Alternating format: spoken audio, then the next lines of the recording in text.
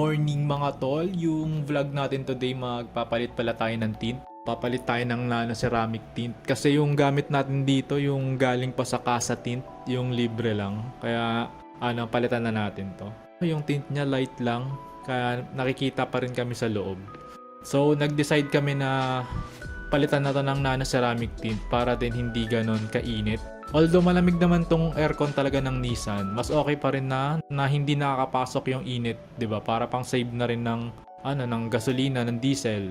Ganito yung itsura niya pag sa loob, 'di ba? Parang ang liwanag. Tapos yung shop pala na pupuntahan namin, dito lang siya sa may De La Rosa, malapit sa Chino Roses sa Makati.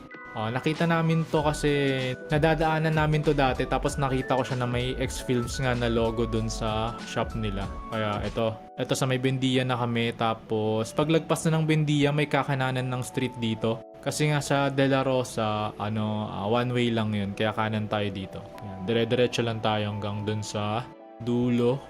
Yan. Tapos pagdating natin sa dulo, kakaliwa din tayo. Pabalik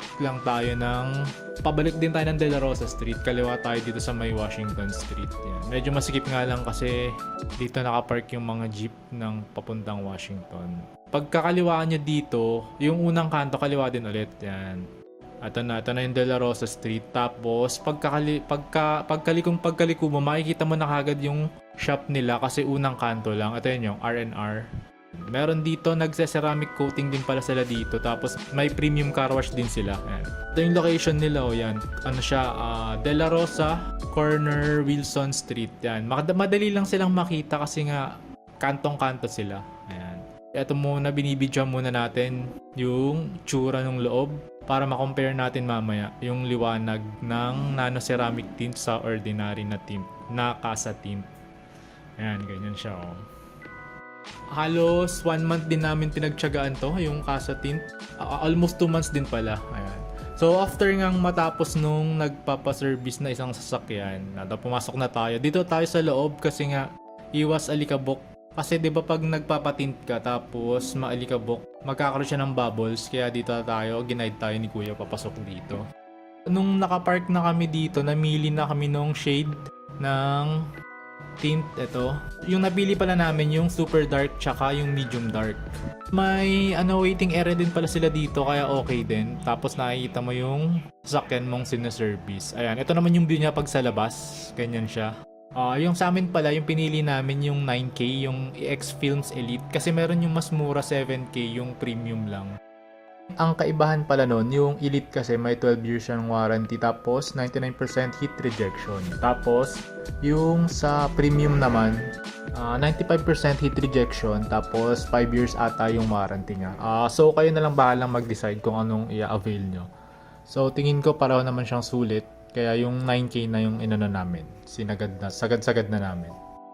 Kung gusto nyo pala yung clear tint lang, meron din sila ditong available yung bluish tint tsaka yung greenish tint. Ano din yan, naka heat rejection din yan. Nano ceramic tint din siya, kaya maganda siya.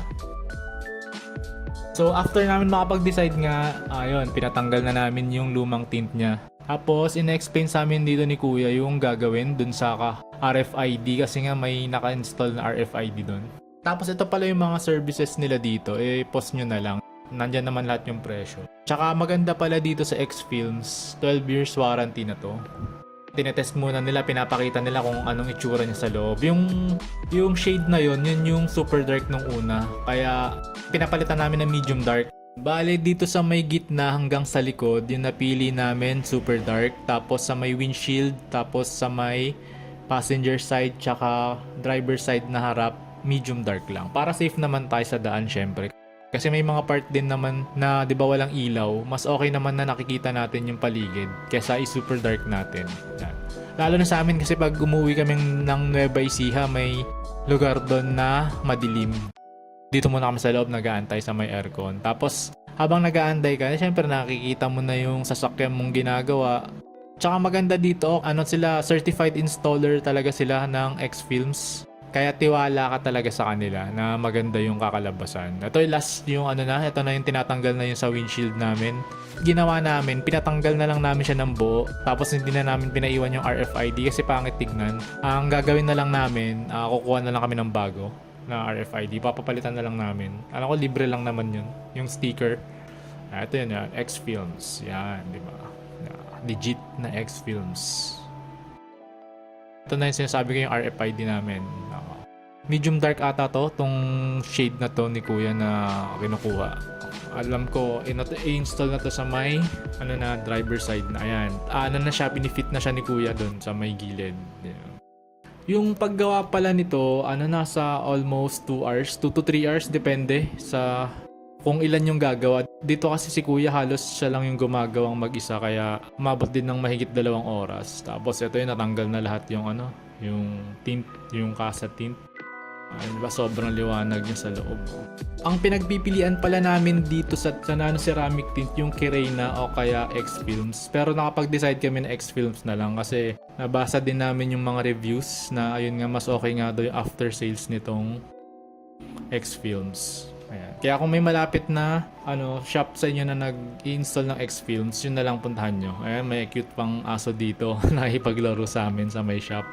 Tsaka dito, ina-explain din ni kuya sa amin yung mga covered nung warranty. Nung yung 12 years warranty. Kasi sabi nila, pag kahit magkaroon lang ng parang yung pag natuklap o kaya mayroong kasing laki na ng piso o 50 cents na bubbles doon sa may tint nyo, pwede nilang palitan ng libre. Kasi covered naman siya nung 12 years na warranty. Kaya yun yung gusto ko dito sa X-Films. Ayan. Yung pangalawa na, nilalagay na nila yun sa likod, ini-installan na nila.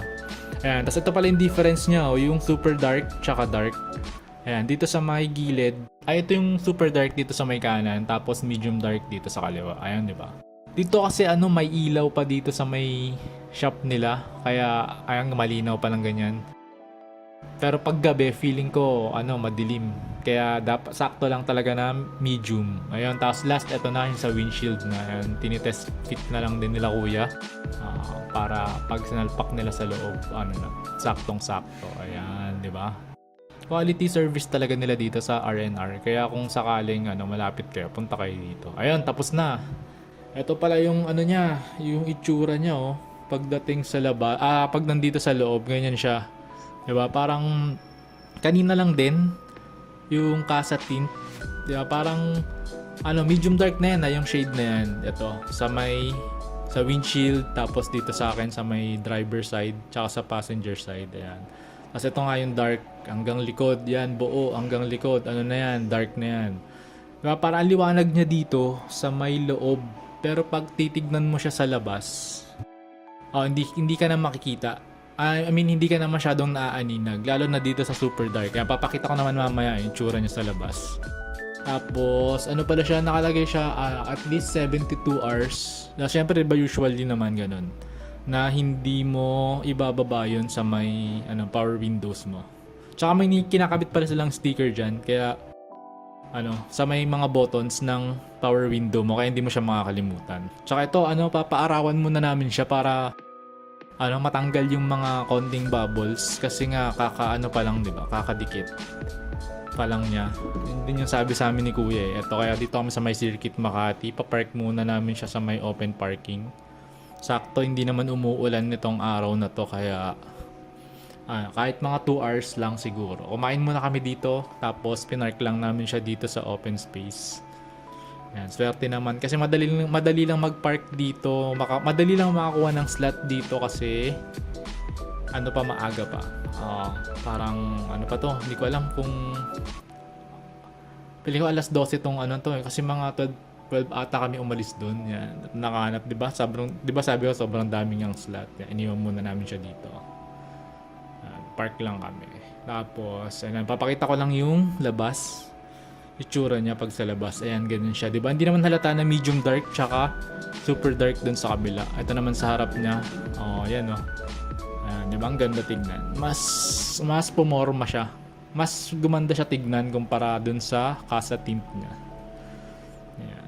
Tsaka ang main mo naman dito, yung heat rejection. Pagdating kasi sa nano ceramic tint, yung heat rejection talaga, yung binabayaran mo dyan. Lalo na kung mahina yung aircon mo. Kaya ayun lang. Thank you ulit sa panonood ng video. Salamat.